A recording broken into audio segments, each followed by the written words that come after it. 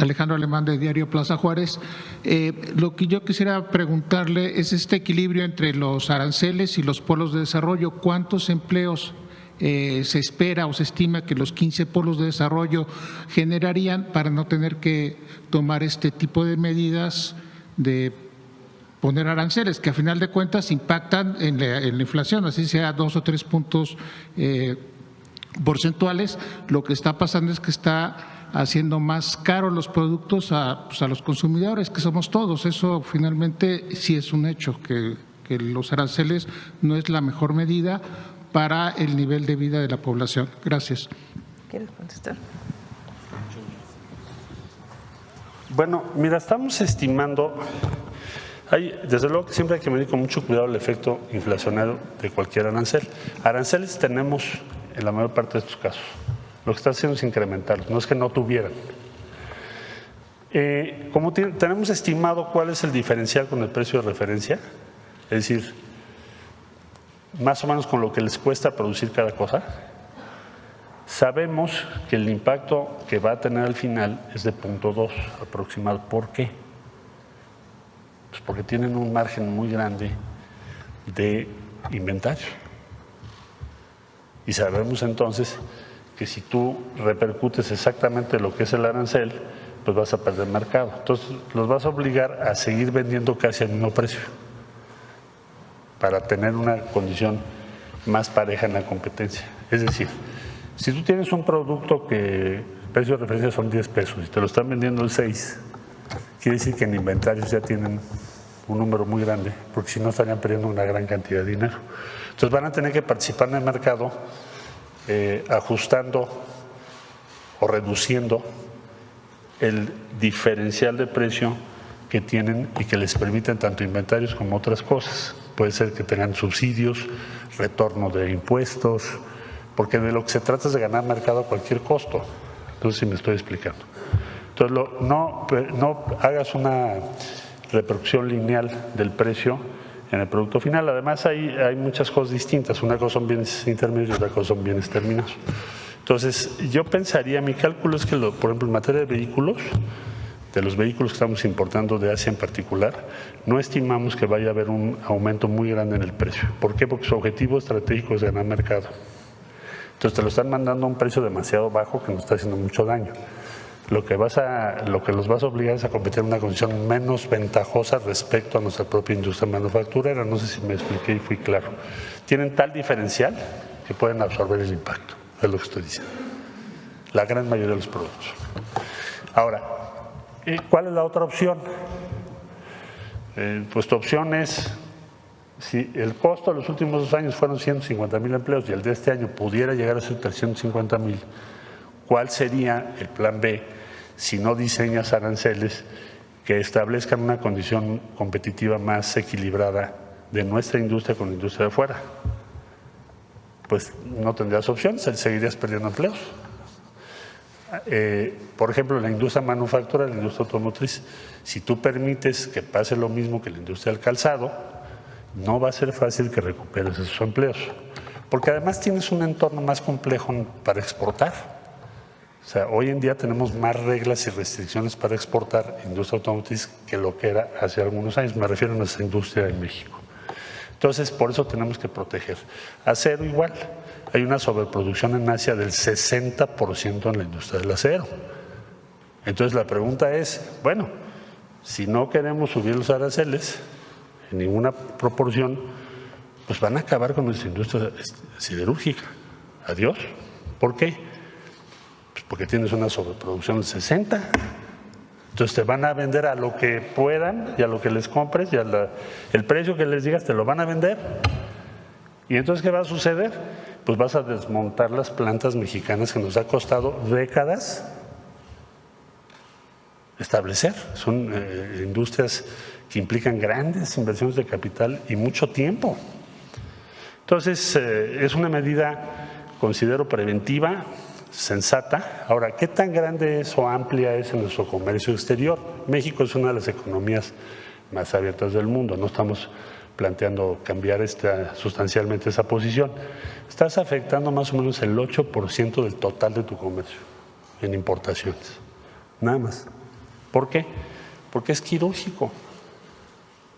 Vas a proteger industrias que necesitan tener condiciones mejores para sobrevivir. Imagínate tú, por ejemplo, el acero, vamos a pensar, tengo un arancel de 50% de Estados Unidos y al mismo tiempo precios, debajo de precios de referencia. ¿Cómo se hace un precio de referencia? Sacas ¿cuánto le cuesta a todos los demás países y a todas las demás plantas producir ese acero?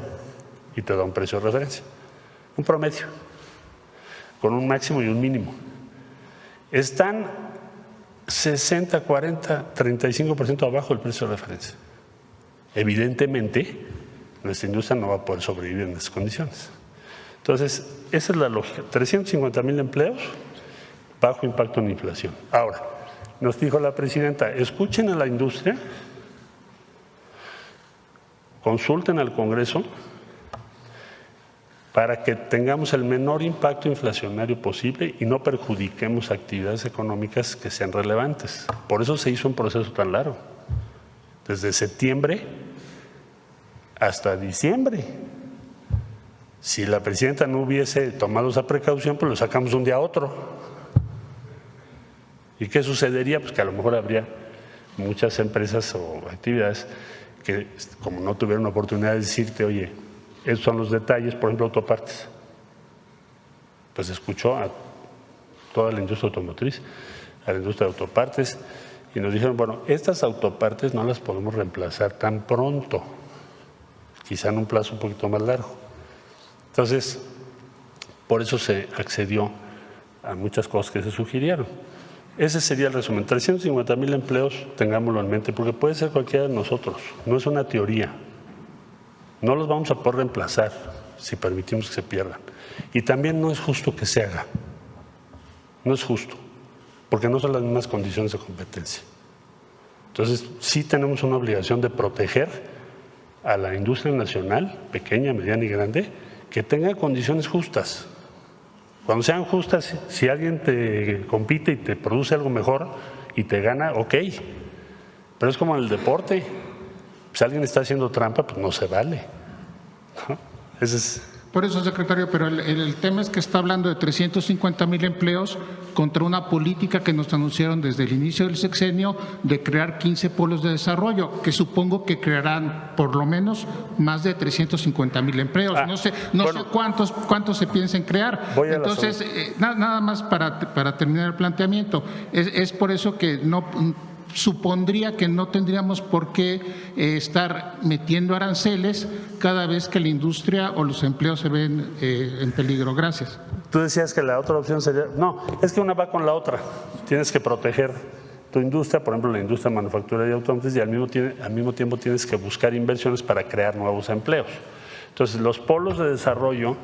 Nosotros vamos a estar dando la información del número de empleos que se van generando en cada uno de los polos. Ahorita te puse las inversiones, pero lo podemos dar en empleos, también si nos autoriza la presidenta. Ahorita tenemos de los 15, 6 ya iniciando obra y con las inversiones aquí explicadas. Y presento con mucho gusto el número de empleos. Estimamos que el número de empleos va a ser importante en esos polos de desarrollo y los que queremos proteger por el lado arancelario son 350,000. Gracias. Recuerden que desde que llegamos al gobierno planteamos un plan para el desarrollo principalmente industrial del país, se llama Plan México, no solo industrial, pero en una parte fundamental, sí. No va a haber inflación ni en alimentos derivado de estas medidas, ni en muchísimos productos. Incluso muchos productos intermedios se les dejó el arancel que tenían previamente, no se aumentó. Entonces, el objetivo es no perder empleos y aumentar empleos a través de otros instrumentos y de la propia inversión pública y privada en el país. Entonces, no es que esta idea de que no es deseable poner un impuesto a la importación, pues depende de las características y de las circunstancias. Nosotros planteamos desde el principio que queríamos una política en ciertas áreas de sustitución de importaciones, porque estamos importando lo mismo que exportamos en valor en dólares. Y lo que queremos pues es importar menos y exportar más. Entonces, eso lo dijimos desde incluso antes de que entrara el presidente Trump.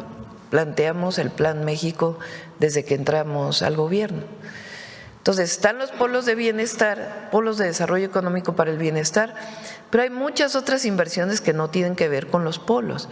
Inversiones públicas, de infraestructura, los trenes, la inversión en agua, la inversión en carreteras y además inversiones privadas en distintas áreas que no tienen que ver directamente con los polos, a partir de incluso incentivos que pusimos desde que llegamos al gobierno para la inversión. Entonces, el objetivo es el desarrollo con justicia en el país y para ello tomamos una serie de medidas y no van dirigidas, como bien dijo el secretario de Economía, a ningún país, sino sencillamente a que no se pierdan más empleos en ciertas industrias estratégicas y donde México pues tiene una experiencia muy importante. Adelante, vamos con otras. A ver, Carlos. Buenos días a todas y todos. Carlos Navarro, de Heraldo Media Group. Bien lo comentan que no es para generar mayor recaudación, pero ¿cuánto estiman que se esté obteniendo de este paquete arancelario, Presidenta?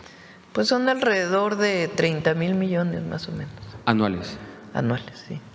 Y además de los comentarios que ha hecho China, ¿algún otro país asiático ha buscado tener comunicación con México para atender esta situación? Hay que decir que estamos en pláticas con todos los países, el secretario de Economía, nuestros embajadores y la Secretaría de Relaciones Exteriores. Y no queremos enemistad con ningún país, sino sencillamente son decisiones que se toman en acuerdo con distintos sectores empresariales o industriales en nuestro país, desde pequeños hasta grandes, para fortalecer el empleo y el desarrollo de México.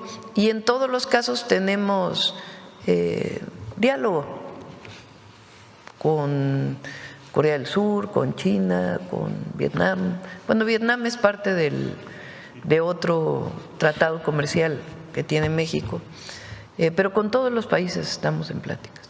Preguntarle, el fin de semana estuvo en Chihuahua, ¿cómo va el tema de estos centros de atención para las infancias? Es un proyecto muy bonito.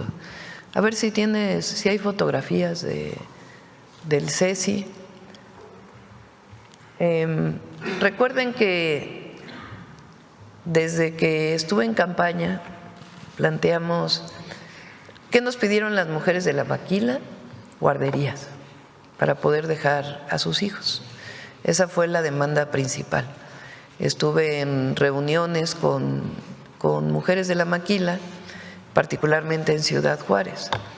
Entonces, ahí surgió esta idea. Trabajamos con Zoé Robledo, con el director del IMSS, y planteamos la estrategia no de construir guarderías, ya no queremos llamarles guarderías, porque guardería pues es la visión antigua de guardar a los niños, a los bebés o a las y los bebés. La idea es que sea un centro de educación y cuidado infantil. Entonces se generó un modelo en el IMSS. El modelo ayudó mucho, hay que decirlo, y agradecemos al sindicato del IMSS, porque es un nuevo modelo, no es el modelo de las guarderías antiguas del IMSS, sino un nuevo modelo con menos trabajadores administrativos, más educadoras y un modelo pues que apoye para el desarrollo desde los primeros meses a los bebés para las madres trabajadoras. Entonces, en todo Chihuahua van a ser alrededor de 50 y en el país queremos hacer 1,000 centros de educación y cuidado infantil. Tiene a ver si tienen las fotografías del centro, más allá del video. Tiene un diseño en donde hay un jardín central y los salones están alrededor del jardín central para que las educadoras puedan ver a todos los salones. Y hay desde los 45 días de nacidos hasta los casi 4 años de edad. Este que fuimos a ver en Ciudad Juárez es para 250 infantes pequeños de 45 días a 4 años, y hay otros de un poquito menos o hay otros de un poquito más. Ahora, estamos haciendo, por ejemplo, en Ciudad Juárez, un acuerdo con el municipio. Entonces, las mujeres trabajadoras que no tienen seguro social pueden dejar a sus hijos y el municipio paga al IMSS lo que correspondería del cuidado de la niñez, de los niños y niñas que no tienen seguridad social. Entonces, es un modelo de lo que ahora se llama el sistema de cuidados, que es que el Estado desarrolle esquemas para permitir que las mujeres puedan trabajar o desarrollarse y que no se cargue siempre el cuidado a las mujeres, que podamos ayudarles. Entonces, para eso son estos centros de educación y cuidado infantil. Eso va a permitir que las mujeres jóvenes que tienen hijos puedan dejar a sus hijos bien cuidados, bien alimentados y puedan desarrollarse ampliamente y tener su propio ingreso. Presidenta, el fin de semana llegaron a un acuerdo con Estados Unidos en materia de agua. ¿Cuáles fueron los acuerdos y si hay candados para que no se vuelvan a dar estas nuevas amenazas de aranceles si no se cumplen en ciertas entregas, Presidenta? Sí, primero lo que es muy importante que todos sepan es que no se está dando un agua que no tenemos o que afecte a las y los mexicanos, sino se vio de distintas cuencas cómo podía atenderse la solicitud de Estados Unidos, que es parte del Tratado de 1944. No es que estemos entregando más de lo que dice el tratado y tampoco estamos dando el agua que no tenemos o afectando al consumo humano y a la agricultura en México. Ellos pedían que hasta diciembre se entregara una cantidad de agua y nosotros dijimos, pues a diciembre no se puede. No solamente no se puede físicamente, sino que además pues va a tener consecuencias si se hace en tan poco tiempo. Entonces se logró un acuerdo para entregarlo en más tiempo y se hizo énfasis además porque ellos decían es que México no ha querido entregar, no es que no hayamos querido entregar, sino sencillamente no ha llovido lo suficiente. Entonces se llegó a un acuerdo en este sentido y al mismo tiempo seguirnos reuniendo para acordar, se acuerda por quinquenio, pero ahora se va a ver a partir de la cantidad de lluvia que hay en el periodo de lluvias cómo puede irse solventando lo que no se entregó de los 5 años anteriores producto de la sequía. El viernes a través de sus redes sociales informó que dialogó con el Papa. ¿Qué le dijo y si hay una fecha estimada para que visite México? Sí, a través del nuncio en México pedimos esta llamada. Muy amablemente pues aceptó la llamada, lo cual agradecemos. Y todavía no hay fecha para que venga, pero sí tiene mucho interés en venir y pues fortalecer los programas que tenemos con la Iglesia Católica, como Sí al Desarme, Sí a la Paz. Le hablé de este programa y lo importante que era para el país y fue pues muy cálido y se refirió pues de manera con muchos saludos al pueblo de México. Entonces, pero todavía no hay fecha. ¿El Papa le comentó algún tema en específico, Presidenta? Nada en específico, sino la voluntad pues de que participemos todos para la pacificación en algunas zonas del país y la voluntad de la Iglesia Católica de ayudar en eso. En otro tema, ¿qué opinión le merece el viraje de algunos votantes en América Latina de izquierda a derecha? Ayer se dio a conocer, bueno, usted incluso felicita al candidato de ultraderecha en Chile, en otros países ha ocurrido, como en Argentina, en Bolivia. ¿Qué opinión le merece esto que está ocurriendo en América Latina, Presidenta? Bueno, hay que analizar cada país. Evidentemente nosotros queremos que haya más gobiernos cercanos al pueblo, pero que siempre se decida de manera democrática. En el caso de Chile fue una votación democrática, eligió el pueblo de Chile quien quiere que lo gobierne. Creo que es un momento de reflexión para los movimientos progresistas en América Latina de por qué se dan estas circunstancias. Yo creo que esto no se va a dar en México, porque Número uno, hay mucho apoyo popular al gobierno, porque estamos cumpliendo y no hemos traicionado lo que nos comprometimos. Número dos, hay resultados, la disminución de la pobreza, de las desigualdades, y la mayoría de las y los mexicanos está de acuerdo con la transformación que está viviendo nuestro país por esa razón. Y además, aquí hay unidad. A veces cuando no hay unidad en los movimientos, pues se generan esta disminución del apoyo. Y aquí no, aquí buscamos siempre la unidad de nuestro movimiento y da resultados, siempre da resultados, honestidad y resultados. Y nunca abandonar lo que nos comprometimos y la visión de que el gobierno está para servir al pueblo. Esa es la razón por la cual México tiene, el gobierno tiene mucho apoyo popular. Y hay que analizar en todo caso pues qué pasó en Chile. Muchas gracias, buen día a todas y todos. Gracias. Vamos. A ver. ¿Quién más?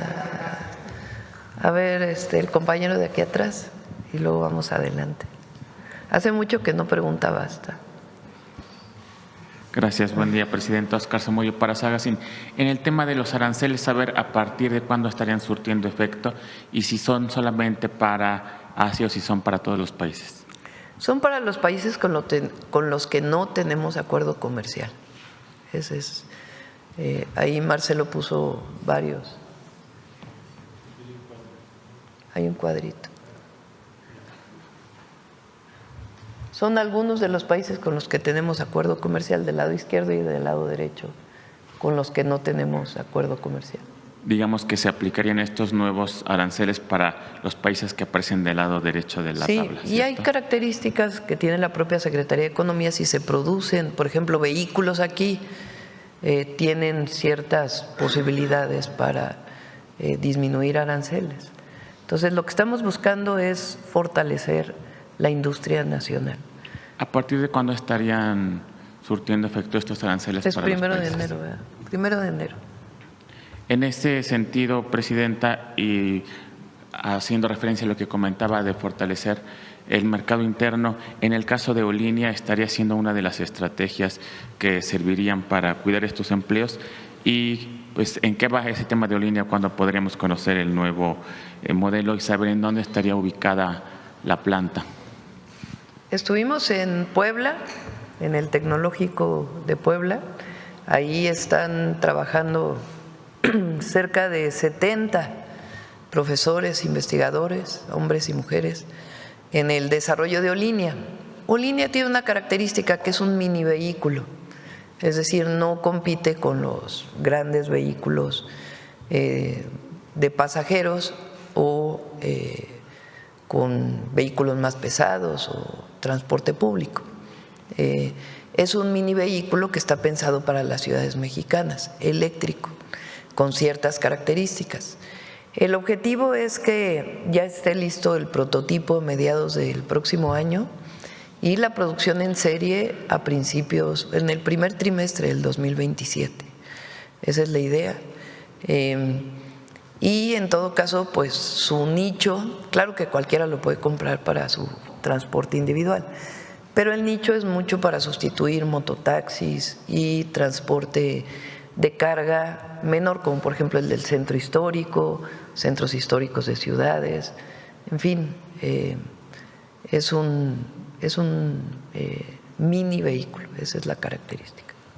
En otro tema, presidenta, recientemente… Y sí va a generar empleos, porque evidentemente pues va a continuar el diseño, porque queremos que siga mejorándose, y al mismo tiempo la producción en serie. Todavía no se decide en qué estado de la República va a estar. ¿Se podría considerar Hidalgo para la instalación de esta? Podría ser ahí en Ciudad Sagún. En otro tema, presidenta, recientemente se anunció que mexicanos como Guillermo del Toro y Diego Luna fueron nominados a los Golden Globes 2026, un reconocimiento que confirma el talento mexicanos. Saber en este sentido qué acciones tendría su gobierno para fortalecer la producción cinematográfica y permitir que más creadores de contenido mexicanos puedan acceder a premios como este. Bueno, primero hay una ley que ya no se aprobó en este periodo, pero que se fue trabajada con tanto la industria como con artistas para el cine, para el desarrollo del cine nacional. Y recuerden que vamos a dar incentivos el próximo año para la producción cinematográfica. Ya los está trabajando turismo, economía, cultura, que fue de las pláticas que tuve con Salma Hayek, y la idea es que a partir de enero pueda haber más incentivos para la producción cinematográfica en México. Bien, presidenta. Por último, en Pachuca el alcalde Jorge Reyes confirmó que la ciudad ya ha sido seleccionada como campamento base durante el Mundial de Fútbol 2026. Saber si para ese entonces, presidenta, ya estará disponible el tren AIFA Pachuca para los visitantes. Sí, este mes los vamos a invitar, vamos a ir al primer recorrido, ya está lista prácticamente toda la obra civil y viene, en los trenes siempre es así, viene un periodo de pruebas para probar la señalización y que sea completamente seguro. Entonces va a venir un periodo de pruebas que pueden ser 2 meses más o menos. Y a partir de ahí pues ya estaría funcionando. Pero antes del Mundial va a estar funcionando, eso sí. Gracias, presidenta. Buen día. Gracias. A ver, basta y luego Nancy. Gracias, ¿qué tal? Muy buenos días a todos y a todas. Juan Hernández de Diario Basta, Tabasco Hoy, Campeche Hoy y Quintana Roo de Grupo Cantón. Sobre el tema, pero más bien del tema económico, ¿qué avances se han tenido en todos los proyectos que han impulsado, sobre todo lo que es el Plan México? ¿Cómo vamos en ese tema?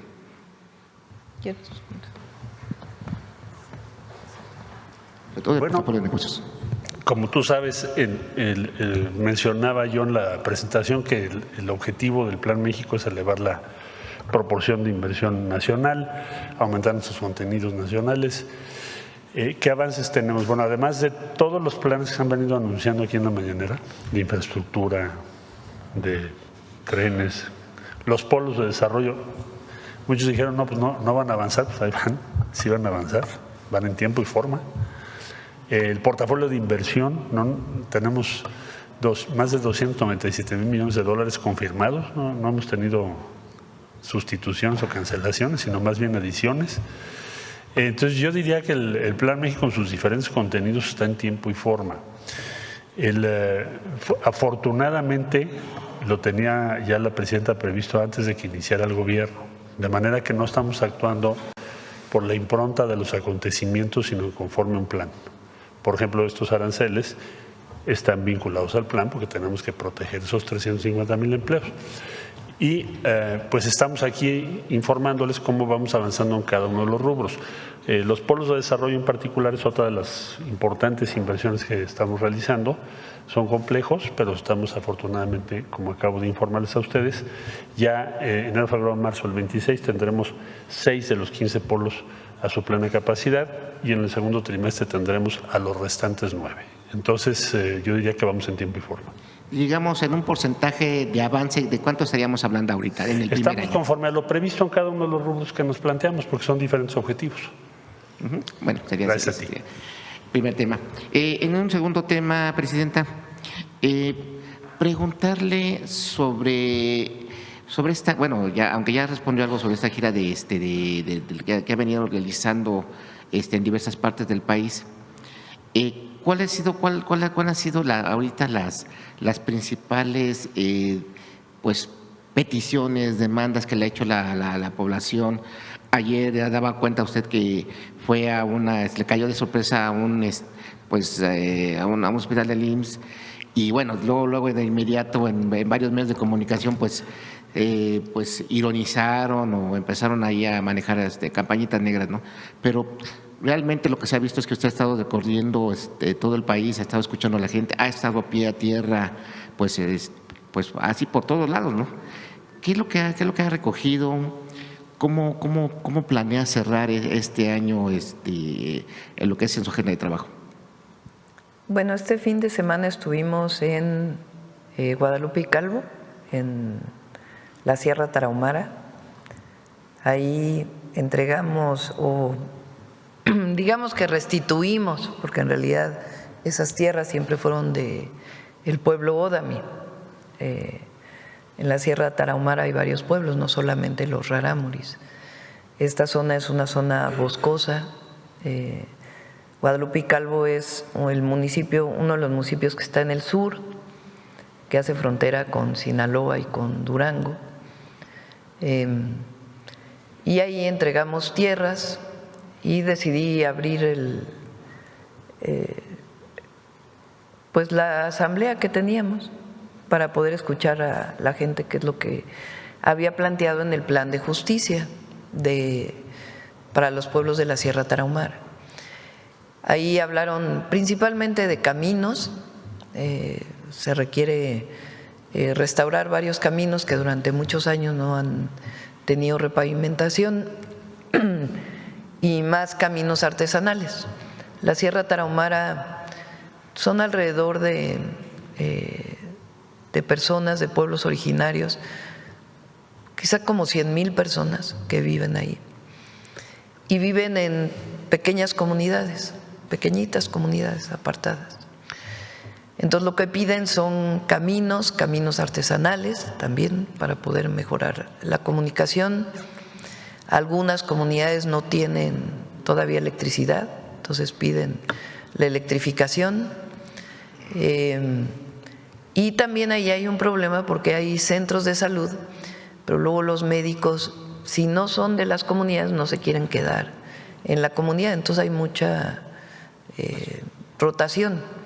Entonces estamos trabajando con Secretaría de Salud para ver cómo pues garantizamos que siempre tengan médicos los centros de salud.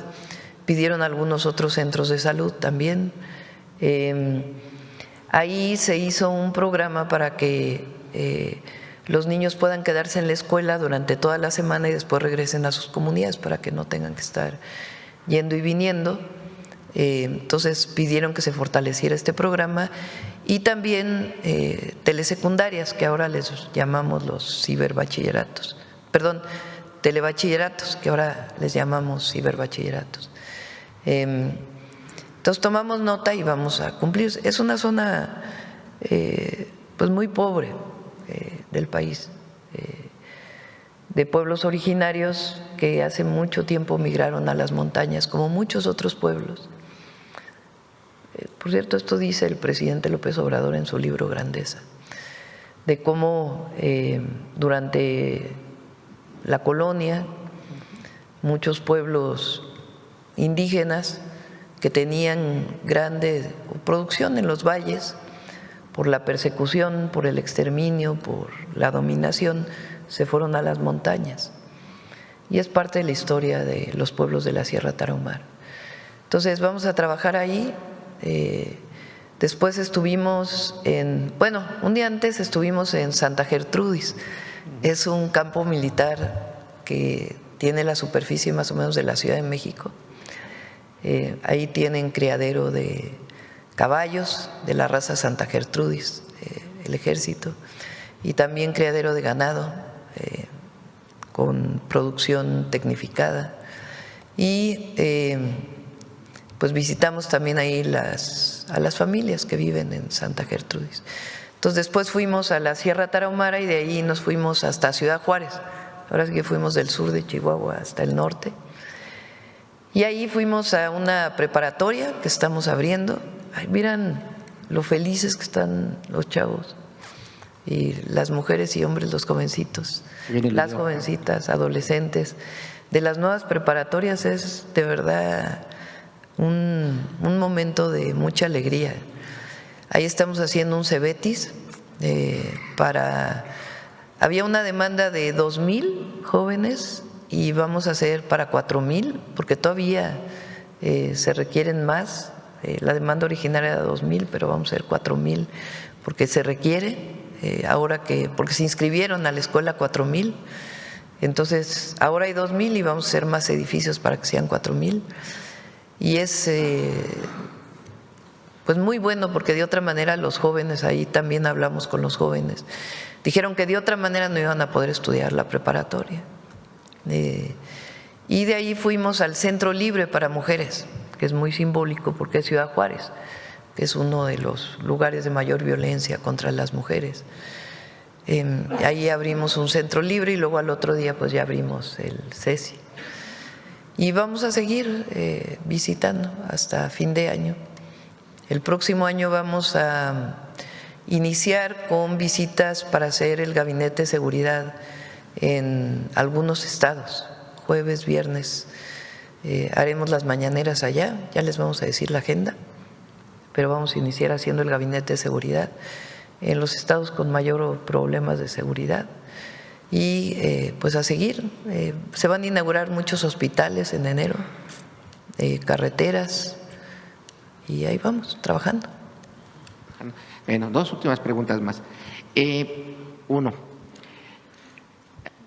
hablando del tema de la mujer, bueno, en estos próximos días van a develar estas estatuas de las ancestras o heroínas de México.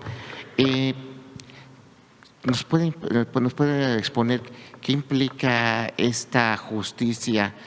Bueno, porque van a ser mujeres indígenas, entonces las que van a ser veladas sus estatuas. Bueno, primero, ¿va a acudir? Y segundo, ¿qué opinaría sobre eso? Bueno, es un reconocimiento.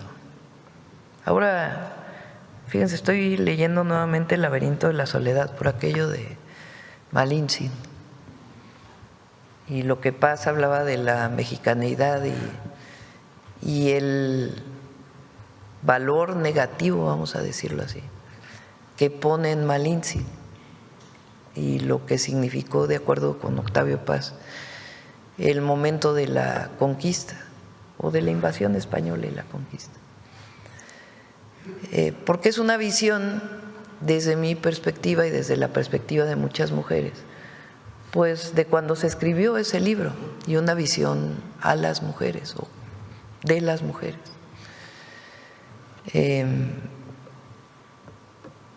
Con la que creo que hay que hacer una revisión. Las mujeres indígenas han sido las más discriminadas en la historia de nuestro país y a las que menos reconocimiento hay. Entonces, reconocer a 5 mujeres indígenas, heroínas en su momento, entre ellas Malintzin, porque más allá de que fue la traductora de Cortés, pues era una mujer esclava desde que llegaron los españoles, y después fue esclavizada nuevamente, y finalmente ella con su inteligencia logró traducir, y creo que es mejor pensar que buscó lo mejor para su pueblo más que lo que significó una traición, de acuerdo con esta visión que se tenía, de ahí la palabra malinchista, ¿no? Entonces vale la pena hacer esta revisión, particularmente de Malintzin, que es lo que ha estado haciendo Jesús y las compañeras de pueblos indígenas que vinieron, ya llevan 2 veces que han venido, y esta revisión de las mujeres indígenas de entonces, pero hay que hacer con esa reivindicación, también es una reivindicación de las mujeres indígenas de hoy, las mujeres de los pueblos originarios. Gracias a ellas se ha mantenido la lengua o las lenguas, gracias a ellas se ha mantenido tradición, cultura, conocimiento, valores, y los textiles, entre otras virtudes de las mujeres. Entonces, por eso es importante este reconocimiento, y ahora que tome la palabra Alfonso, a ver si nos vuelves a platicar de las 5 que van a quedar en Reforma. Y finalmente, bueno, en Tabasco hoy y de Grupo Cantón, también quiero basta, llevamos una entrevista exclusiva con Fátima Bosch. Pues, Ay, vi las imágenes ayer, cómo la recibieron ahí en Tabasco. Ajá, exactamente, orgullosamente tabasqueña, pues cumple su compromiso, visita un hospital de niños con cáncer, pero además hace una reflexión de lo que implica para ella llevar la corona, de lo que es representar a los mexicanos. Preguntarle, bueno, si pudo ver esta entrevista exclusiva que se hizo Grupo Cantón, pero también preguntarle si hay la posibilidad de que se reúnan pues para platicar. O sea, el hablar de Miss Universo no solamente es la belleza, estamos hablando que es una embajadora de lo que es México, del mundo. O sea, no solamente, pero es la embajadora de las mujeres, y fue una mujer que se atrevió a levantar la voz ante un abuso, y que, bueno, la han satanizado, la han atacado, pero a final de cuentas sigue siendo pues una mujer que se ha pues levantado ante toda esta, pues, ¿cómo llamarle esta campaña negra? Pues de querer empañar la corona y querer manchar el nombre de México. Eso sería mi última pregunta. No leí la entrevista, la voy a leer. Pero sí vi las imágenes de cómo la recibieron en Villahermosa, muy bonitas imágenes, un reconocimiento a ella. Y más allá de los cuestionamientos que pueda haber al certamen de Miss Universo, o a su organizador o su dueño, ella, digamos, a mí lo que me gustó de ella, en efecto, es que haya levantado la voz cuando consideró que había una injusticia, y el reconocimiento del pueblo, que eso es lo más importante. Entonces, pues si hay alguna oportunidad para vernos, pues sí, sería para conocerla.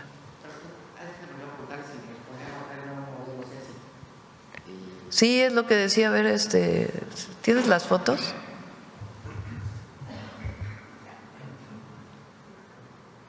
Miren, ese es el patio central, está techado. Bueno, ayer todavía no se termina completamente el que visitamos ayer, va a tener una lonaria ahí. Entonces el patio central donde pueden jugar, y cada uno de los salones pues es para edades distintas de las y los infantes, niñas y niños, bebés. Entonces un modelo muy bonito.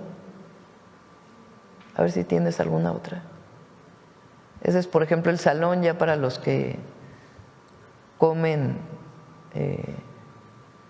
pues que no tienen fórmula o leche materna, porque va a haber la posibilidad de que sigan alimentándose con leche materna, ya sea que la mamá vaya o que puedan congelar la leche o dejarla durante un tiempo y dárselas a los bebés.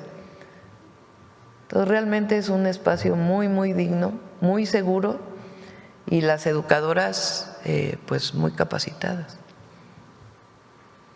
Y estaban felices las.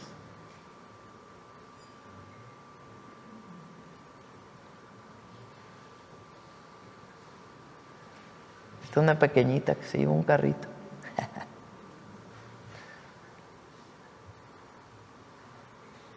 Ella es Mariana, la que está de responsable del IMSS, de los Centros de Educación y Cuidado Infantil. Adelante, Nancy. Buenos días, Presidenta. Nancy Flores, de la revista Contralínea. Buenos días a todas y a todos. Presidenta, ahora que se dio a conocer que desde septiembre pasado la Fiscalía General de la República judicializó la carpeta de investigación contra María Amparo Casar Pérez, esta titular de la organización Mexicanos contra la Corrupción y la Impunidad, por el caso de la pensión vitalicia que le paga presuntamente de forma indebida a Petróleos Mexicanos, preguntarle justamente sobre esta hipocresía de algunos actores de poder que dicen luchar contra la corrupción, pero pues no contra la corrupción propia. Esto teniendo en cuenta pues el contexto en el cual se dio esta pensión vitalicia. Su esposo se suicidó en octubre de 2004 y de forma prácticamente fast track Petróleos Mexicanos le otorga esta pensión, que podría implicar un presunto fraude de más de 31 millones de pesos, porque no solo se trata de este pago mensual de 135,000 pesos, sino también de otras pues prestaciones que no correspondían, por ejemplo el pago de becas para sus hijos de María Amparo Casar en el ITAM por 1,800,000 pesos, tanto de licenciatura como de maestría, y también otros pagos, incluso gastos funerarios. En 2004 ella se desempeñaba justamente como coordinadora de asesores de la Secretaría de Gobernación cuando Santiago Krill estaba al frente, y también al frente de este país pues estaba supuestamente Vicente Fox. Entonces, pues desde este trato privilegiado e incluso de presunto tráfico de influencias, ella gestiona esa pensión, y bueno, preguntarle sobre esta hipocresía de estos personajes.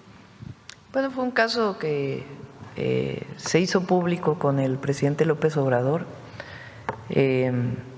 muy cuestionado por cómo obtiene la pensión, pero ya la parte de la Fiscalía, pues yo se la dejaría a la Fiscalía, para que en todo caso ellos, o la propia fiscal o quien correspondiera, pues explicara por qué la denuncia penal, cuándo se presentó y el citatorio que creo que hicieron. Entonces eso se lo dejaría a la Fiscalía, ¿no? Más bien, pues recuerdas cómo fue que se dio este caso, que vale la pena recordar. Pero la parte penal, pues sí, se la dejaría a la Fiscalía. Presidenta, también hablando de estos cambios que se están viviendo en la FGR, si hubiera el caso de que la Fiscalía General de la República le solicitara al gobierno federal particularmente asistencia o cooperación para casos donde se involucran a los expresidentes Enrique Peña Nieto y Felipe Calderón Hinojosa. En el primer caso, pues fue la Unidad de Inteligencia Financiera la que justamente en el sexenio pasado denuncia directamente al expresidente Peña por pues diferentes digamos, operaciones dentro de sus cuentas bancarias, pero también dentro de cuentas bancarias de sus familiares que conectan con depósitos y transferencias de contratistas del gobierno en aquel sexenio. Y en el caso de Felipe Calderón, pues el tema claramente es esta sociedad de García Luna con el crimen organizado, particularmente con el cártel de Sinaloa, y también sabemos que hay expedientes en torno al operativo Rápido y Furioso. Si fuera el caso de que la FGR le solicita cooperación al gobierno federal en estos dos temas, ¿se haría esa cooperación? Nosotros no tenemos interés en el tema. Si la Fiscalía llegara a solicitar información, pues por ley tiene que darse la información si es que la tiene alguna instancia. Recuerden que en el país hubo un referéndum de si el pueblo quería juzgar o no, o consideraba que era pertinente juzgar a los expresidentes.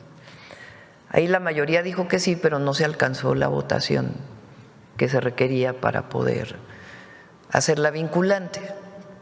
Y nosotros pues nos remitimos a esa consulta, a ese referéndum que ya se hizo.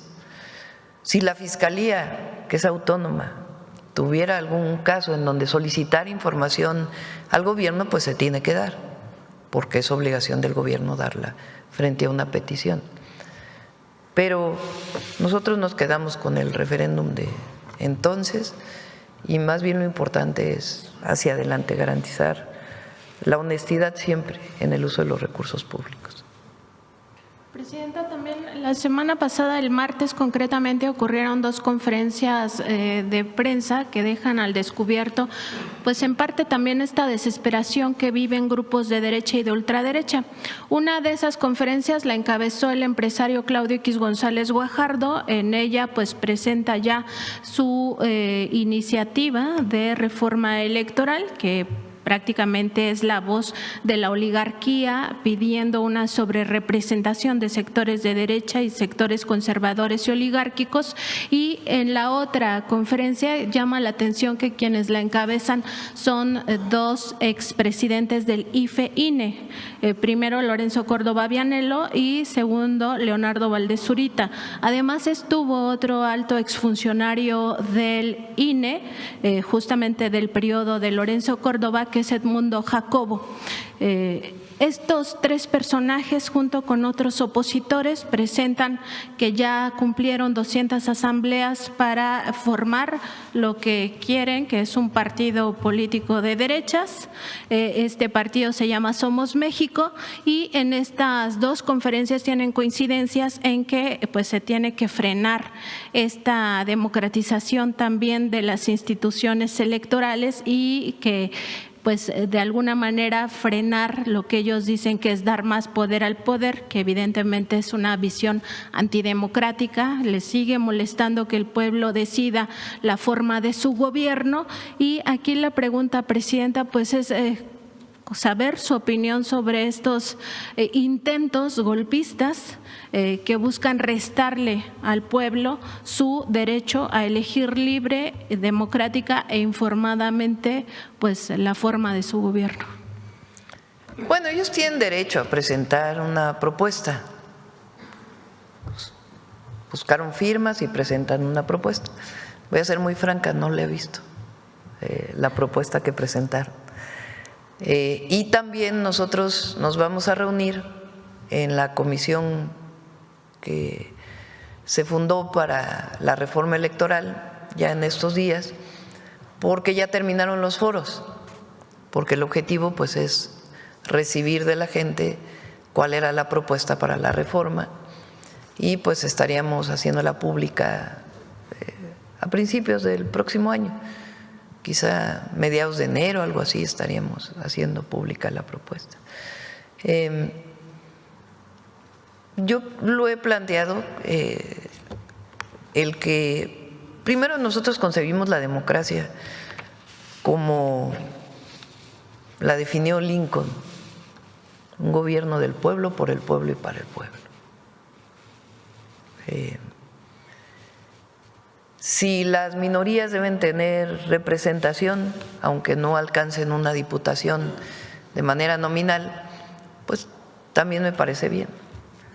Lo que no estamos, o lo que desde mi perspectiva es fundamental en la reforma, es las listas de plurinominales, que pues en realidad las eligen las cúpulas de los partidos, aunque en Morena son por tómbola, pero se eligen sin la participación de la gente. Y segundo, el recurso, la cantidad de recursos que se utiliza para las elecciones. Y también valorar si es necesario tantos esquemas organizativos, las OPLES y todo esto, que es importante, que son parte de las propuestas que se hicieron en los foros. Y bueno, hay que ver la propuesta que presentar. Pero para ganar una diputación, un local, federal, una presidencia municipal, ya sea del Ejecutivo, sea presidente, gobernador, presidente municipal, del Legislativo, sea Congreso federal, estatales o cabildos, pues hay que convencer a la gente, ¿no? Hay que ganar la votación del pueblo de manera honesta, transparente y limpia, universal, secreta y directa. Entonces, pues vamos a ver las propuestas y ya en enero ya dedicamos un tiempo a hablar de la reforma electoral. Y también tener en cuenta pues que estos actores que antes estaban enquistados en el INE pues se han quitado la máscara. No, lo que es curioso es que pues antes apoyaban al PRIAN, ¿no? Y ahora no se sienten representados ahí. Ahora están haciendo su propio partido político, que hay que decir que para poder cumplir con las reglas, de acuerdo con la legislación electoral actual, solamente puede haber solicitud para nuevos partidos cuando termina una elección federal, cada 6 años, que habrá que ver si no se puede abrir también para que no se necesiten esperar 6 años.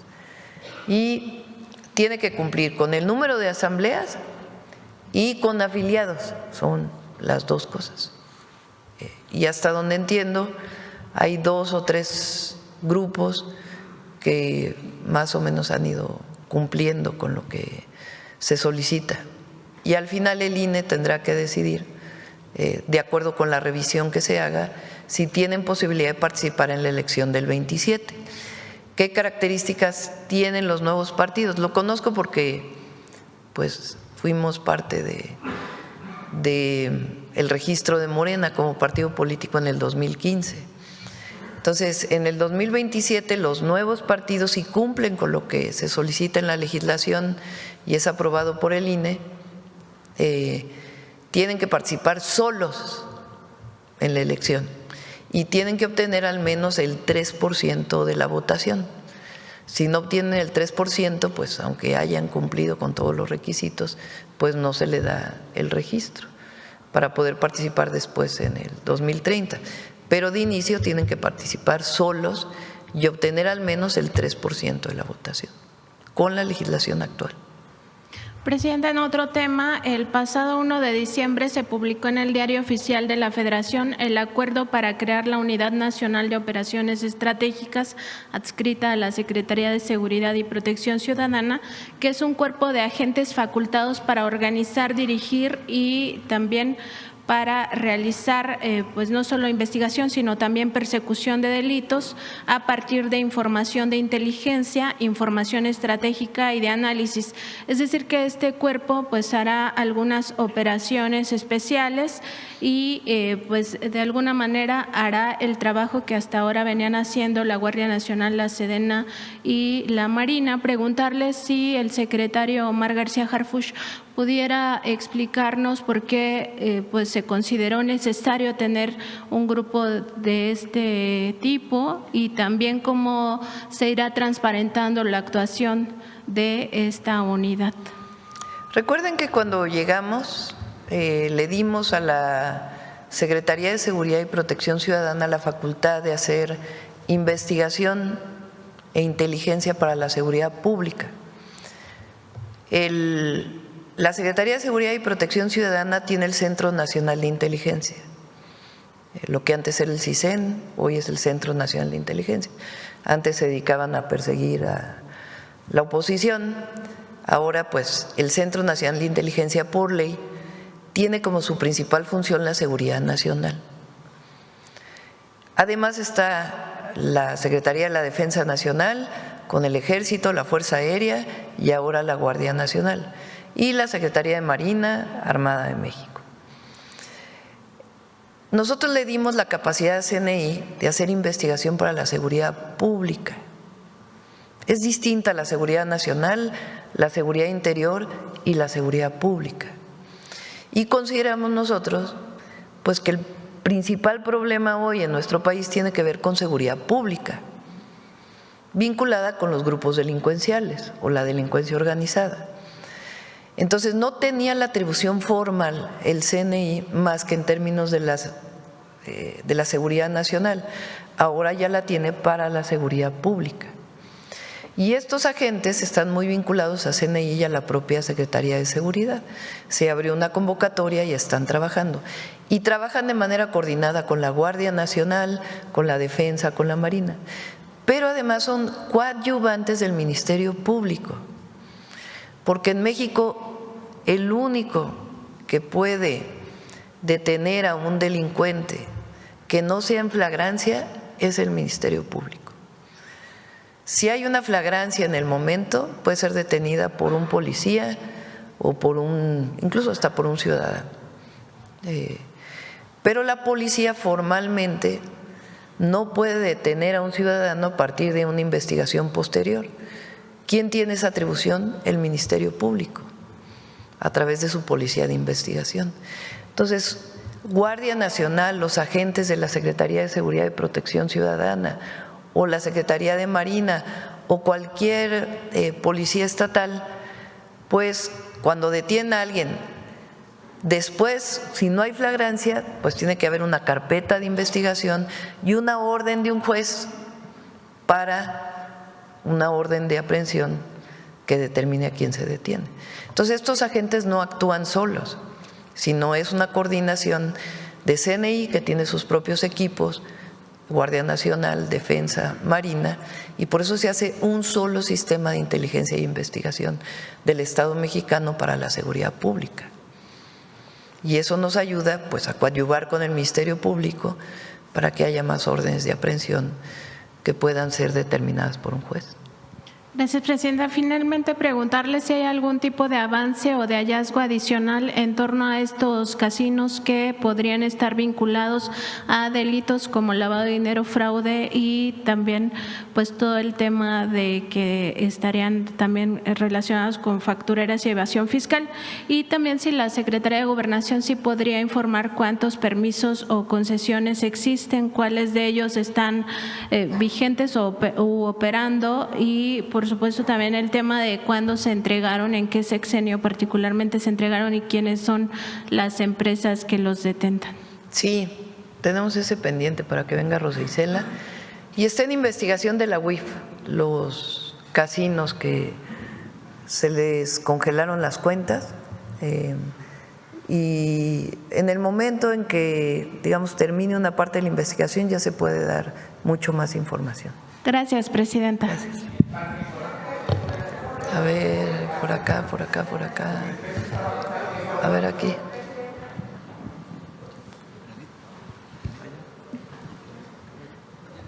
Bueno, aquí y luego acá. Presidenta, muchísimas gracias. Janet Galindo, de Grupo Transmedia La Chispa.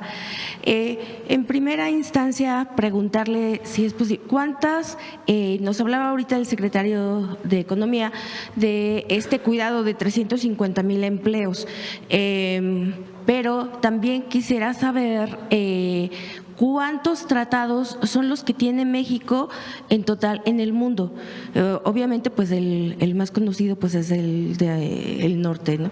Pero ¿cuántos tratados son los que tiene y cuántos países? Nos mostraban ahorita una lista, pero en un total de cuántos países son con los que se ha tenido que poner arancel a ciertos productos. Marcelo.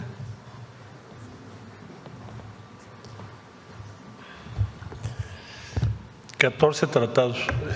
En total. Nada más tienes que tomar en cuenta que, por ejemplo, de la Unión Europea son 23 países. Entonces tenemos tratados comerciales con más de 45 países. Ok. Y en total tenemos comercio con más de 100 países. Entonces, los cubiertos por los tratados comerciales son los que acabo de mencionar. Los demás no tenemos tratados comerciales, tenemos diferentes tipos de acuerdos y nos regimos por la Organización Mundial del Comercio, con todos. Sí. Muchísimas gracias, secretario. Doctora, y no sé, perdón, presidenta, no sé si nos pudiera compartir su sentir de esta llamada que tuvo con el Papa. En la foto que nos hicieron llegar, se le veía muy sonriente, muy contenta. Sé que pues esta es una relación diplomática, pero ¿cuál es su sentir a nivel personal? También la vez cuando usted tuvo la oportunidad de ir a Roma también con el Papa Francisco, pues saber qué es lo que a nivel personal usted pasó. Bueno, fue muy amable, muy cordial. Primero en tomar la llamada, nosotros la solicitamos y en 2 días nos dijo que sí, y además en una fecha tan especial. Para los católicos. Pues no solamente para los católicos en México, las y los católicos en México, sino en general lo que representa, lo puse ahí en el tuit, la Virgen de Guadalupe. Hay esta frase de todos los mexicanos somos guadalupanos, porque es un símbolo de identidad la Virgen de Guadalupe. Entonces, pues, primero agradecer y después fue muy cordial y nos planteó que era muy importante que la idea que tiene, pues es que la Iglesia Católica ayude en la medida que pueda y dentro del marco de las leyes de cada país, pues ayudar a pacificar, ayudar a disminuir la violencia. Entonces, pues coincidimos en ese tema tanto con la Iglesia Católica como con todas las iglesias en México y también con los no creyentes, los libres pensadores. Entonces fue muy cordial, muy sensible y pues le hicimos la invitación para que pueda venir a México y dijo que sí va a venir, pero que después nos da la fecha. Pero todavía no está la fecha. Ok.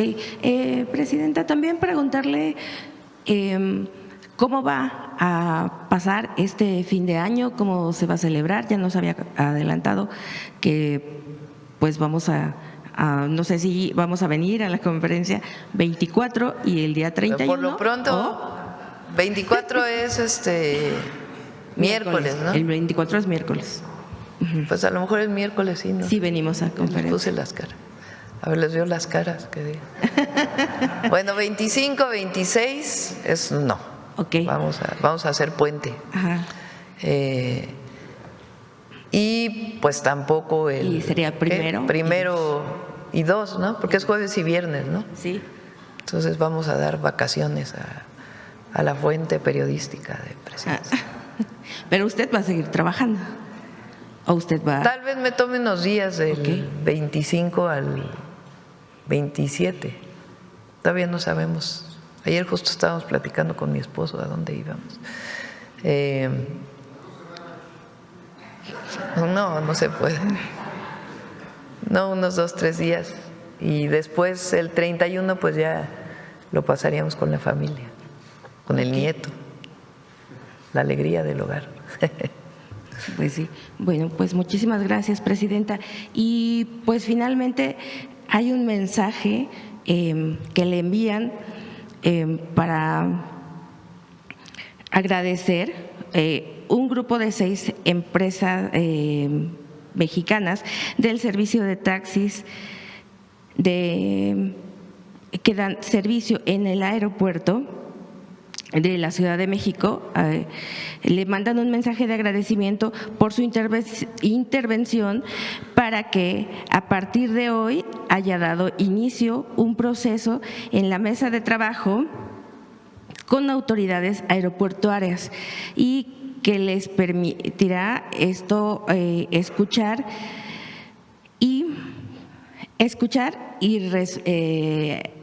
las peticiones y poder trabajar para tener sus derechos a estos empresarios. Ellos esperan que esto les permita trabajar, esta intervención que se dio a través de usted, que esto les permita trabajar con sus garantías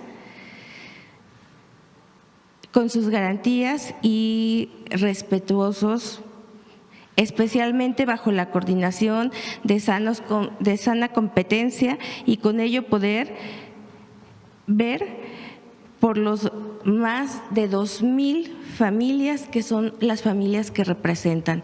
Es este agradecimiento que le mandan a Sí, hacer es que estas personas. ven que estamos remodelando el aeropuerto internacional Benito Juárez. Particularmente en la Terminal 2 con la glorieta esta que hay mucho tránsito. Entonces tardan mucho en llegar. Los taxis tienen un espacio muy pequeñito. Entonces se va a hacer ahí una remodelación y pues obviamente se les está tomando en cuenta.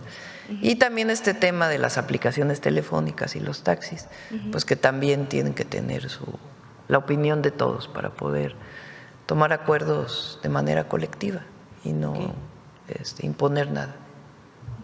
Muchísimas gracias, Presidenta. Nada más, ¿queda alguna ley pendiente para el siguiente año? ¿Alguna ley, alguna propuesta de ley? Sí, para el todavía hay siguiente año? varias, desde la ley de cuidado animal, de protección, cuidado animal, está pues la ley de cine, hay varias todavía pendientes. Muchísimas gracias, Presidenta. El compañero, porque… Presidenta, buenos días. Buenos días, secretario. Con la noticia de que ahorita el dólar, y tengo otras preguntas, pero el dólar está bajando, centavo por centavo, acaba de romper el piso de los 18. Los 18, ¿verdad? Los 18, y obviamente, pues esto se refleja por el lo último que ha sucedido en estos días. Su opinión acerca de esto en este momento. Pues está muy fuerte la economía de México, por más que hay algunos que digan que no. Tiene una enorme fortaleza la economía nacional. Y es gracias también al cambio de modelo. Próximo año ya vamos a hacer algunos informes o avisos, noticias de cómo vamos a incrementar la inversión pública a través de distintos instrumentos. Y eso va a fortalecer más todavía. Entonces, vamos bien y vamos a ir mejor. Sí, disculpe, no me presenté, soy Javier Pérez de HCTV Noticias. Presidenta, cierre de año con informes de gobierno, con un gobierno, como se dice, echado para adelante, construyendo polos económicos. Eso se refleja en los estados a nivel nacional y me llama la atención que, por ejemplo, estados como Chihuahua, con su recorrido, Puebla, Hidalgo, Veracruz, la mayor parte de los estados están repuntando en el tema económico y del desarrollo interior y como ejemplo, a ver si me atrevo a poner Puebla, como este fin de semana en el informe de gobierno del gobernador Alejandro Armenta, se da a conocer también una noticia que Puebla repunta como el primer estado en sustentabilidad alimentaria y que se podría llevar este ejemplo a todo el país y un desarrollo más rápido en lo que son los sectores económicos al interior de los diferentes estados. ¿Su opinión acerca de esto, Presidenta? Bueno, primero está haciendo muy buen trabajo el gobernador Armenta, le mandamos saludos. Como bien decía el secretario de Economía, no hemos tenido, hay una serie de empresas que quieren invertir en México. No hemos tenido ninguna noticia de que alguna de las empresas que ha decidido invertir se retire, sino al revés, más empresas quieren venir a invertir a nuestro país. Entonces, yo, como lo he dicho, pienso que en la revisión del tratado nos va a ir bien con sus diferencias, a lo mejor en algún momento, pero nos va a ir bien porque es muy importante que se mantenga el tratado y lo sabe Estados Unidos y nosotros, y obviamente Canadá. Entonces, pienso que nos va a ir bien, no hay ninguna señal que en sentido contrario. Eso va a fortalecer más la inversión y además todo lo que estamos haciendo en el país para fortalecer el mercado interno también va a representar un apoyo para la economía nacional, más todos los programas de bienestar, más el aumento al salario mínimo, más el anuncio de 40 horas, más pues todo lo que estamos haciendo de inversión pública, trenes, carreteras, agua. Entonces, va a ser un buen año el 2026. Y Presidenta, para finalizar, última pregunta. Usted llegó con el apoyo del pueblo mexicano, es el primer año del cierre de Navidad, prácticamente el segundo año del cierre de Navidad. Fue apoyada por un país entero. Sin embargo, a lo largo y ancho de nuestro país todavía hay rescoldos políticos que impulsan políticas que incluso pasan por encima de artículos de la Constitución, como el 35, segunda fracción de la Constitución. Le comento esto porque el fin de semana me llamó la atención que en el Congreso del Estado de San Luis Potosí se hará adelante una ley secundaria donde aparentemente se prepara el terreno para el 2027 para que solo mujeres puedan participar en lo que es elección, coartando el camino a actores políticos de ambos géneros, preparando, como le decía, este camino para pues una actora política que no voy a emitir su nombre, pero sí la ley con la que se pasó en medios de comunicación, la ley Ruth. En ese sentido, y le vuelvo a reiterar, y más que nada busco su reflexión acerca de cómo usted llegó sin apoyo de absolutamente ninguna ley secundaria, ninguna ley amañada y limpiamente apoyada por un pueblo de hombres y mujeres libres y soberanos. ¿Qué hay que hacer para terminar con todo esto, Presidenta? en los diferentes caminos políticos de nuestro país. Aquí hay que llevar al pueblo y que ya está politizado para evitar este tipo de cosas y que se preparen pues caminos torcidos para llevar a actores políticos y usar el nepotismo prácticamente de personas que están en el poder para llevar a sus familias al interior de las gobernaturas, presidencias municipales y diferentes puestos políticos. Usted llegó sola, llegó, o sea, sin apoyo de absolutamente nadie, más que el pueblo de México. Primero hay que decir que el INE, desde mi punto de vista estoy de acuerdo, hace en el 21 creo que fue, o antes, tomó esta resolución de que los partidos políticos, cuando se trata de gubernaturas, decidan la mitad de candidatos mujeres y la mitad de candidatos hombres. Yo creo que esto es bueno. Igual está en nuestra Constitución que la mitad del Congreso Federal tiene que ser mujeres y la mitad hombres. O sea, yo creo que está bien que se legisle para que nos den oportunidad a las mujeres. Eso ha permitido que las mujeres hoy tengan mucho mayor participación en la vida pública que si no hubiera habido estas orientaciones, porque finalmente resuelven una desigualdad histórica. Eso, digamos, yo estoy de acuerdo. Ahora, en el tema de poner hombre, mujer para un año o para otro, pues ahí sí hay que ver si está dentro de la Constitución o no. Hoy le pregunté al gabinete, estaba el ministro Saldívar, si esto viola o no la Constitución, el que un estado decida que el próximo gobernador tiene que ser mujer o gobernadora tiene que ser mujer. Entonces hay que ver si eso está dentro de la Constitución, eso en primer lugar. Porque es distinto decir, a ver, postula la mitad hombres y la mitad mujeres y ya que la gente decida. A decir, obligatoriamente tiene que ser mujer en el próximo periodo. Eso es lo que hay que ver, si está dentro o no de la Constitución. Ahora, sobre el tema de familiares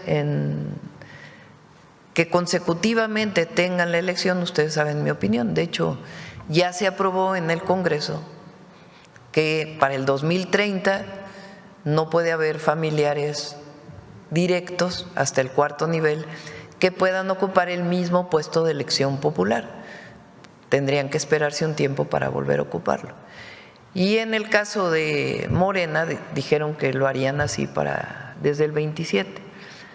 Entonces, en esa parte, pues, conocen mi opinión, no creo que se deba dejar a un familiar como candidato, pero pues también ahí cada partido tiene su idea. En el 2030 ya será para todos y en el 27 pues cada partido tomará su decisión política. Y bueno, más que nada usando triquiñuelas dentro de los congresos con leyes secundarias. Pues hay que ver si es constitucional o no esta aprobación que hizo el Congreso de San Luis Potosí. Bueno, para terminar, Presidenta, quisiera resaltar la fotografía en el CECIT donde usted está de espaldas con una niña. Me llamó muchísima la atención. Quisiera preguntarle su sentido. ¿Qué sintió en ese momento estar con niños pues y respondiendo a más de 600 mujeres en aquel entonces cuando era candidata a presidenta de la República, estar otra vez ahí de la mano de una niña? Pues es para mí mucha fue muy emoción. emotivo. Mis hijos fueron a guardería del IMSS. Yo fui a guardería del ISSSTE. A los 8 meses mi mamá me dejó en la guardería del ISSSTE. Y creo que y mis hijos fueron a guarderías del Seguro Social. Es decir, mi mamá pudo trabajar gracias a que el ISSSTE tenía esta facilidad para las madres trabajadoras, y en mi caso pude trabajar porque pude dejar a mis hijos en una guardería. Obviamente es una elección voluntaria. Si decides cuidar a tus hijos hasta qué edad, o si te lo cuida un familiar, o es una decisión familiar. Pero pienso yo que el gobierno tiene que dar el acceso a poder dejar a tu hijo en un lugar bien cuidado. Y hoy se sabe que además, desde muy pequeñitos, por eso se llama Centro de Educación y Cuidado Infantil, desde muy pequeñitos hay aprendizaje, dependiendo pues de los estímulos que les des a los pequeños. Entonces, si yo lo pude tener como madre, esa posibilidad, pues obviamente el deseo de que más mujeres puedan tenerlo. Y además hay hoy una visión general en el mundo entero y particularmente en México de lo que llamamos el sistema de cuidados. Esta idea de que las mujeres tenemos que cuidar obligatoriamente a la familia y que está predeterminado, pues no necesariamente es así, ¿verdad? Lo puede cuidar el hombre o lo puede cuidar la mujer. Y las mujeres que deseamos trabajar o deseamos desarrollarnos, pues debemos tener la posibilidad de dejar a nuestros hijos en un lugar bien cuidados. Entonces, por eso es la idea de los CECIS. Tiene una característica adicional. Recuerden que en la época de Calderón se promovieron las guarderías subrogadas y no necesariamente con todas las facilidades para que se pudiera cuidar adecuadamente a los niños. En esta idea de que había que privatizar todo, entonces privatizaron y subrogaron a un privado el cuidado de los niños. Y la idea aquí es que no, es que son trabajadoras y trabajadores del IMSS quienes cuidan, bien capacitados, con licenciatura en educación inicial, para que puedan desarrollar adecuadamente a las y a los niños. Tienen alimentación especial y toda la capacitación que se requiere en la visión actual del cuidado de los infantes. Entonces, pues para mí es mucha emoción poder cumplir un compromiso que hicimos. Además agradezco mucho a Zoe porque lo han hecho pues de manera muy profesional y realmente el CECI está precioso, precioso.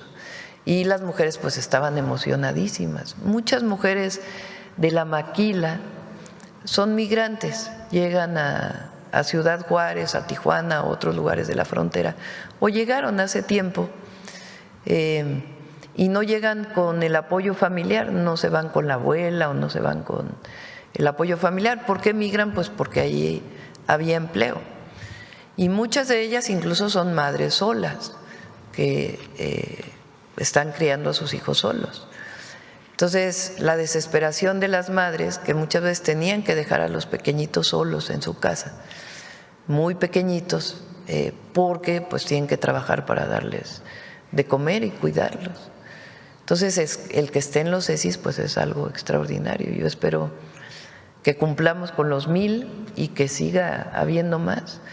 Además, ya incluso desde la perspectiva económica de un país, el que las mujeres tengan posibilidad de trabajar, pues permite también un mayor crecimiento económico.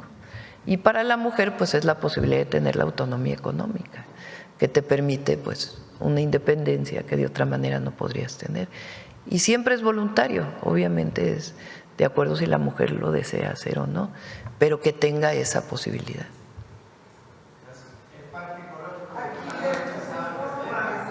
Sí, ahí votó la gente que no lo quería en este lugar, entonces pues ya Secretaría de Medio Ambiente va a buscar otro sitio para poder desarrollar el Parque de Economía Circular. Y siempre vamos a ser respetuosos de lo que opine la gente.